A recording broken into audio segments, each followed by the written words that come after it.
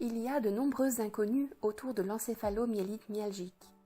Une grande enquête européenne vise à en savoir plus sur cette maladie.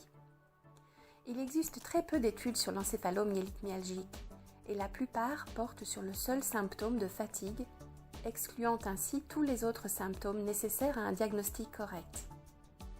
La plupart des études ne suivent les patients que pendant quelques années. Cependant, le pronostic influence la façon dont les patients sont traités, mais également l'octroi de prestations d'invalidité. L'Alliance européenne pour l'encéphalomyélite myalgique, EMEA, et l'association norvégienne Norges Forening mènent une grande enquête européenne pour tenter de trouver des réponses à ces questions.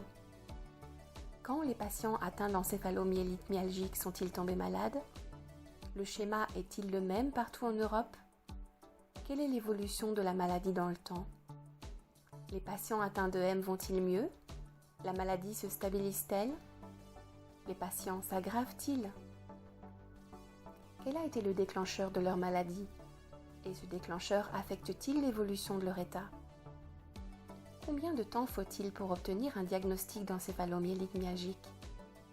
Le système de santé de votre pays aide-t-il les patients ou recommande-t-il des traitements qui aggravent les patients?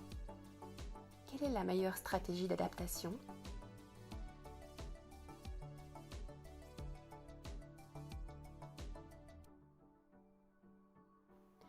Notre enquête est disponible en 12 langues.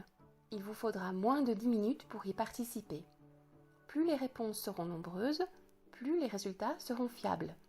Votre contribution est donc très précieuse.